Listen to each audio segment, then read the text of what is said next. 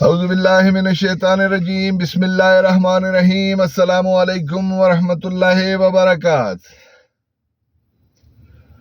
آج ہم اسلام کے ایک نہایت ہی اہم موضوع پر گفتگو کریں گے، اور وہ ہے امامت اور خلافت میں کیا فرق ہے۔ بہت سے لوگ سمجھتے ہیں کہ امامت اور خلافت ایک ہی چیز ہے، لیکن اسلامی تاریخ اور مختلف مکاتب فکر کے مطابق ان دونوں کی تشریح ایک جیسی نہیں ہے۔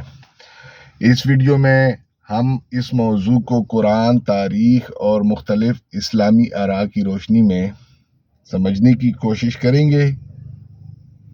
سب سے پہلے یہ جاننا ضروری ہے کہ خلافت کا مطلب رسول اللہ صلی اللہ علیہ وسلم کے بعد امت کی قیادت اور ریاستی نظام کو چلانا ہے۔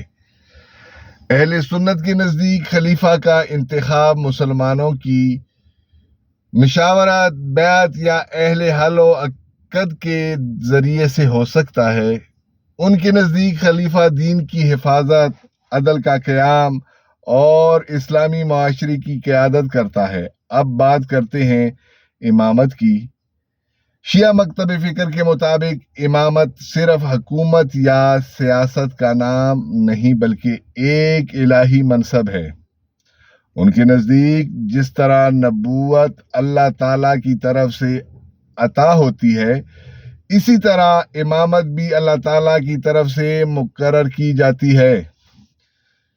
شیعہ علماء اس بات پر قرآن کی اس آیت سے استدلال کرتے ہیں جس میں اللہ تعالیٰ نے حضرت ابراہیم علیہ السلام کو امام بنانے کا اعلان فرمایا ہے۔ وہ کہتے ہیں کہ حضرت ابراہیم علیہ السلام پہلے ہی نبی تھے، لیکن اس کے باوجود انہیں امامت کا الگ منصب عطا کیا گیا، جس سے معلوم ہوتا ہے کہ امامت ایک خاص الہی ذمہ داری ہے۔ شیعہ نقطہ نظر کے مطابق امام کی ذمہ داریاں صرف حکومت کرنا نہیں بلکہ قرآن کی صحیح تفسیر بیان کرنا، دین کو تحریف سے محفوظ رکھنا،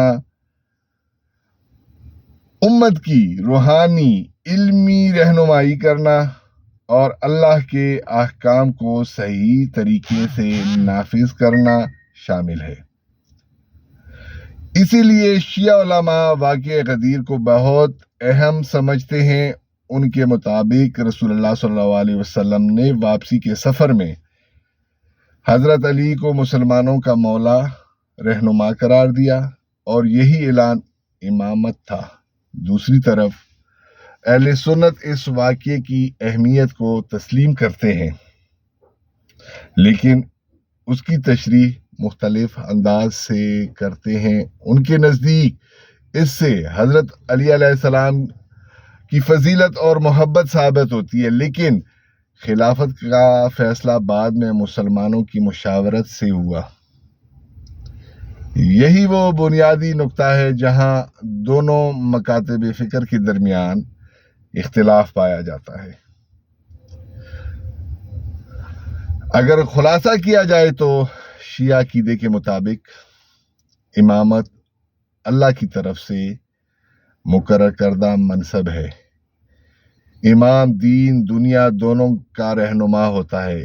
امام کی اطاعت دینی ذمہ داری سمجھی جاتی ہے، جبکہ اہل سنت کے مطابق خلافت امت کے مشورے سے قائم ہونے والا نظام قیادت ہے۔ خلیفہ مسلمانوں کے اجتماعی امور کی نگرانی کرتا ہے۔ اس کا انتخاب حالات اور مشاورت کے مطابق ہو سکتا ہے۔ یہ اختلاف 1400 سال سے علمی طور پہ موجود ہے، اور دونوں مکاتب فکر اپنی اپنی قرآنی آیات، احادیث اور تاریخی دلائل پیش کرتے ہیں۔